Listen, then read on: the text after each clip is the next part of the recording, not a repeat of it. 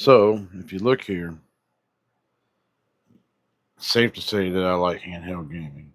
I've been doing it for a long time. I think my first one was a Game Boy. I was definitely, well, I had those old 80s games and whatnot, but I had a Game Boy. And then later on, I got a Sega Game Gear.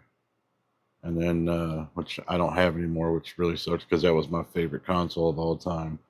But then I got a Game Boy Advance. This isn't the same one. This is a replacement. I do still have that, but it's down in Georgia.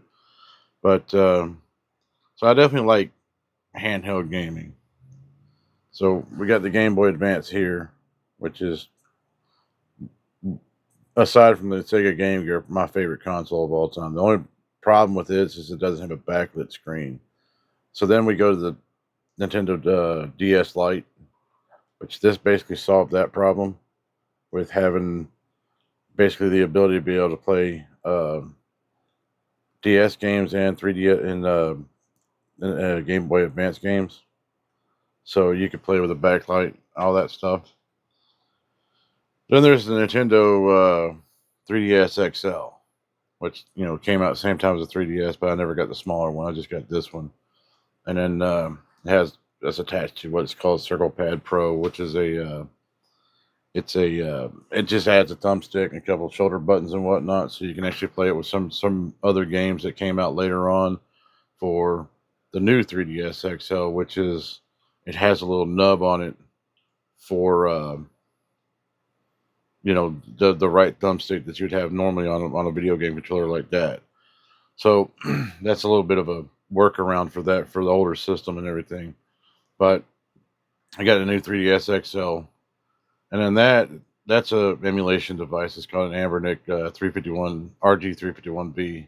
They make thousands of these things, different models every year, hell, every month really.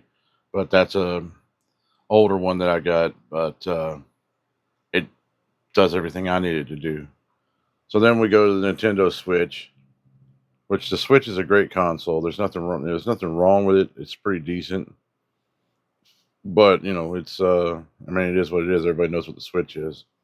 And there's a Switch Lite. Switch Lite is base. It's exactly the same as the Switch, except it doesn't have a video out. The Joy Cons don't detach, but it's a much more portable system and all that, smaller screen and all that. But it runs pretty well. It's not a bad thing at all. I I really enjoy it. It sits next to my bed all the time at home. So, and then there's the Steam Deck. Now, I use the Steam Deck all the time. It's basically a portable computer. It runs on Linux. Everything. I mean, I do a lot with the Steam Deck to this day. I mean, and that's the original Steam Deck, not the OLED version. Unfortunately, I haven't gotten an OLED, but I'm not sure if I will. I might wait till the next generation to come out because that thing still does everything I need it to do. And a lot of times I play it in docked mode. I'll put it on a dock and pop it up on the TV, and then hook up, one of my controllers to it. One of those controllers to it. That's an 8-bit Do controller. But so yeah, I definitely like um, handheld games and whatnot. I mean, that's just one of my things. But I'm torn on whether or not I want to get a Switch 2. I like Nintendo. I really do. It's pretty obvious I like Nintendo, but honestly, they're they've gotten a little weird, and I'm not sure that the Switch 2 is that much of an upgrade over what I've already got, and I'm not really into throwing away money, especially on something I'm never going to use. So I don't know. Why don't you guys help me out? Tell me what do you think? Is the Switch 2 that much of an upgrade? Is it worth getting? I mean, there's some exclusives on there that I'd like to get, but there's also, I mean, they're charging like $80 for re-releases of stuff that's on the Switch, or there's like an upgrade that you can get for certain games that are on the Switch that you can get to work better on the Switch too, which seems ridiculous to me. It should just automatically, if you pop in a Switch game on the Switch 2, it should automatically just upgrade based on the hardware. It's got backwards compatibility as far as I know, so I don't see why there's why you should have to pay for an upgrade. Um, I don't think the console's overpriced. 450. It seems like a lot, but I mean, honestly, I mean, the Xbox and the PlayStations, they're a lot more expensive, and I know they got better hardware, but is it? I mean, there's the functionality of the Switch that like I just don't think 450 is too much. I think people were being a little hyperbolic about that when they were complaining about it when they first announced it. I really think that the pricing on the Switch 2 is in line with probably what it should be for today's market. I mean, with the inflation and everything, I don't have a problem with that. What I do have a problem with is them re-releasing games to play on the Switch 2 and charging a premium price for them when they're old games that they developed for the Wii or the Wii U or whatever, and they're just re-releasing the same things over and over and over again. It's like the games haven't changed. The graphics might have changed. The loading times might have changed. It might look better, but I mean, it's not the most important thing that the game has to look great. The gameplay has to be good too. But if you've played the same game 14 times on different consoles and whatnot, then what's the point? Because I mean, a lot of you can get the same game on the Game Boy Advance, you get on the DS, and then they re-release it for with 3D for 3DX or 3DS and so on. I mean, they've like Super Mario Brothers 3 has been on every single one of these consoles, plus the Game Boy, the original Nintendo, the Game Boy Color, I think. Well, that was Super Nintendo. I mean, it's been on every console they've ever had, and it's a popular game. But what's the point in paying for the same game over and over and over if they just enhance the graphics a little bit? It's fine if they charge a small amount, but if they charge $80 for a brand new game for an old game that they're trying to market as a brand new game, it seems a little skeezy to me, and I'm not sure if that's if I want to bother with it. I'm just really not sure about that. So I'm going to hold off on that. At least I'm not going to say no. I'm not going to say no that I'll never get a Switch 2 because honestly, there's some of the things about it that are attractive, but I'm just not sure if I really want to get.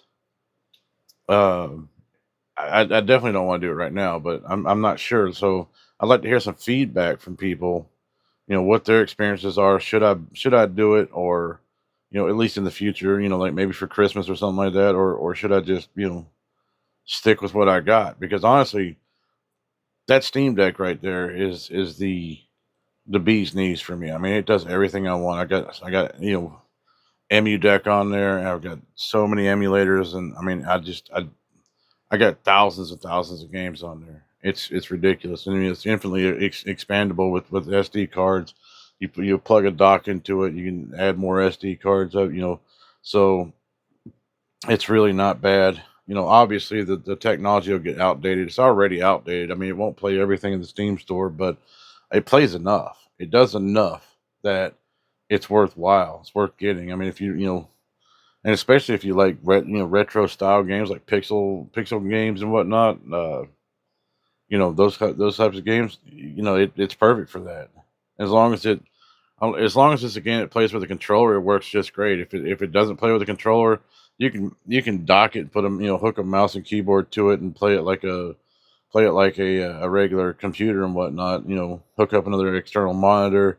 There's all kinds of things you can do with it, and it's open to where you can mod it however you want to without worrying about Steam bricking it or anything like that. That's one thing about Nintendo that ever since the 3DS came along, they've been real tight about not letting people, monkey with their hardware and all that. It's like, look, I paid for it, it's mine. I should be able to do what I want with it. As long as I'm not stealing from you in any way, what difference does it make? But Nintendo will brick if you mod that Switch, they'll brick it if they catch you, and meaning you can't get on their services at all. And it basically becomes a piece of useless hardware, and I'm not a fan of that. So Nintendo's bad about that. Of course, I think Xbox and Microsoft and Sony are they'll do the same thing, but Sony, they don't really make you know I'm not really worried about them. I'm worried about Nintendo because I'm talking about the Switch 2 right now. So I don't know. I'd like to hear some feedback on it. You guys let me know how you feel about these uh these consoles and what you think I should do going forward, because I really enjoy playing handheld games. I think it's the way to go, but I think handheld games, like I think the Switch was revolutionary. It did everything that we wanted to do, or that, like, it was the perfect compromise. I mean, obviously it wasn't the best hardware, but it what it did was create a handheld that can be docked and, and played as an actual console, so you didn't have all kinds of other weird stuff. Like the Wii U was kind of like a in betweener, you know console for that, where it had some elements of the Switch but not quite what the Switch did. And I think the Switch made a huge leap forward for gaming and whatnot. So I mean, Nintendo still innovates, but is the Switch 2 really much of an innovation, or is it more like the Wii U? The Wii U is a good console from what I understand, but I never had one, so I can't say. But is it a skipper, or is it, something to go for? So you guys, tell me what you think, and I will see you guys in the next video.